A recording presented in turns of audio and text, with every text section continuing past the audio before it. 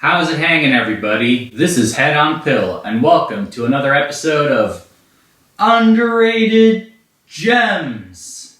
And in today's issue, we're going to be talking about the debut album by the power pop duo Antarctigo Vespucci, Soulmate Stuff. This is Antarctigo Vespucci's debut album, as I've mentioned earlier. It was released in 2014. It has 7 tracks, and it has a runtime of 18 minutes. The genres this record dabbles in is alternative rock, power pop, and some punk as well. I just started listening to this recently because I fell in love with their newest album, which came out a few years ago, Love in the Time of Email, an absolute behemoth of an album. And yeah, so I decided to listen to more of their stuff recently since I started this channel, and I really like this record. It's almost like a concept album. I don't know if it's confirmed to be one, but I personally interpret it as a concept album. If you don't know what that is, it's a album where the first song up until the last song, each song tells a story, an overarching storyline. And yeah, nonetheless, let's go through this track by track. Oh, I'm kinda busy Friday night. Alright, so to kick this off, we're going to talk about the first song on the album, 100 Years. It's kind of a nice little acoustic ballad, almost like an interlude, kind of setting up what it's about. And yeah, it's about this guy who has a crush on a girl, and he's basically asking her out. At least that's my interpretation of it. Yeah, it's really cute. It describes very well, like, the first feelings you can have for another person of a crush or something more, like those first feelings, and how you're like, yeah, I want to ask you out, type of thing. We can all relate to it, and I really like it. It's really nice. It's very distorted, as most of this album is. It's a very distorted record with a bunch of distorted guitars, and I really liked it. It's a good way to start off the album. Sometimes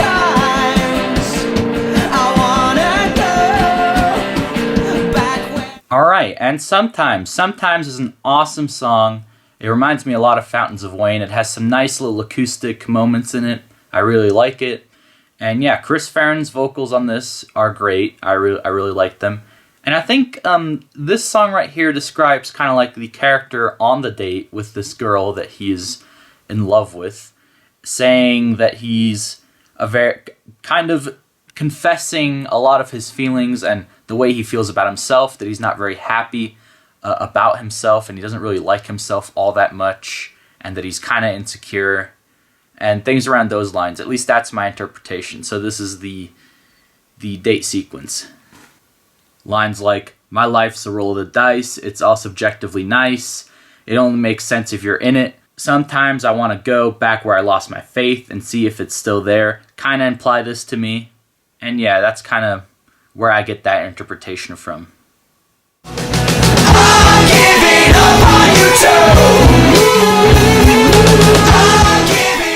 Holy motherfucking shit. I'm Giving Up on You Too is a fucking banger. Not the band. What they mean is you too. Like, you know what I mean. Not the band. This is a fucking banger. I love the distorted guitars. Has an awesome hook. I'm giving up on you too. It's fucking great. In this song, I think he's describing that the girl that he liked kind of turned him away, maybe because he was opening himself up too much in the song sometimes, and he's just pretty pissed off about it. It's kind of just like a massive fuck you to that girl that broke his heart, and it's a great song. I love it. There's someone looking for a guest list spot. Whoa! Guest List Spots is a great song. Love it as well. It has a nice hook as well. If I could, I would, but I can't, so I won't, can't, so I won't. This song also features Jeff Rosenstock on vocals with Chris Farren, and they complement each other very well, I find, at least, their voices. Really like it. At this point in the story, I think the guy is trying to move on from this crush he had, but he just can't do it, man. He can't, and he's wondering if anyone will give a shit about him if he dies, or if anyone will remember him, and how he's supposed to move on, but he just can't because he's so infatuated with this girl. And yeah, I think this is another fantastic track once again. Don't die in your hometown. Don't die. This song has pretty similar themes to the earlier one about moving on and stuff. One of my favorite lines on this entire album is on this track. The whole thing about like, yeah, I'm not reading through her old emails she sent me 4 years ago, but I don't really feel better for not doing that. I really like that line a lot. I mean, I didn't quote it perfectly, but I'll blend it in up here. And what is it with fucking Antarctigo Vespucci? Why are they so fucking good at writing good hooks for their choruses? Oh, I get buried in myself sometimes, and for all of that I... Next up is 100 Years to 200 Years. Great song, very similar instrumentally to the first 100 Years, obviously. This one just has the electric instead of the acoustic guitar. And I see this as a moment in the story where he runs into her after that date, maybe like a month later or 2 months, and saying, yeah, I'm really sorry that I fucked up, kind of like accepting the fact that he kind of fucked up there in a way at parts, but at the same time he is still infatuated in her since he keeps saying, yeah, I can't move on from you basically, and stuff like, yeah, will you still be with me for 200 years, stuff like that. All I wanna do is ride my bike and think about sex, yeah. Bang. Bang is by far the best song on this entire album, which is fitting since it is the closer of this album. And I love it. It's instrumentally just a masterpiece. I fucking love everything about it. So much energy behind it. And I feel so much... I think Chris Farren's emotions really show through on this track so much, and I really feel for him in this song. In my personal interpretation, what happens now in the story is this song takes place right after 200 years. So this is when they met up recently somehow. And she's saying, maybe you should go out, try and move on in a healthy way and everything. And I think because she knows how depressed he is, I have a feeling that he's suicidal. Because she says, yeah, don't fade out, dude. Don't fade out until everyone knows your name. Which is basically implying, dude, don't fucking kill yourself, man. Like... you have so much still left to live for.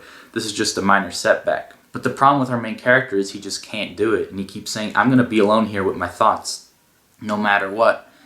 And all I really want is to fade out with you. And he's so infatuated with her, which kind of leads to him killing himself, in my opinion. Because, I mean, you can interpret it the way you want, but for me personally, because the song is called Bang, and in the end, there's kind of like these sirens that show up. Maybe it's implying that the ambulance has arrived or something. And he says, basically in the song, how much lower can I get? And now I'm just laying here motionless on the floor.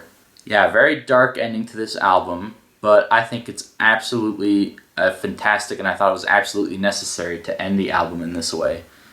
And I think it's an awesome concept album. And yeah. This frickin' album is fantastic. I love it. I think it's a great concept record. It's very relatable. I love how distorted the guitars are. It sounds so dirty and messy. I love it. I really like this style, and I really had a great time with this album. If I have to think of negatives, I wish it was a bit longer. I mean, I personally think it's as long as it should be, and I don't think it has to be longer, but at the same time, it's just so short. It's only 18 minutes. I wish I had like another 10 minutes or something. Just so, the momentum would feel more deserved in the storyline, because it's a little bit rushed towards the middle for me personally. And I wish we could have explored maybe that relationship a bit more and maybe his feelings on himself. But yeah, I really love this album. I'm giving this a 9 out of 10. And yeah, thank you guys for watching. Let me know if there's something underrated that you would like me to talk about, and I'll give it a listen. And yeah, I'll see you guys on the flip side. 'Cause all I wanna do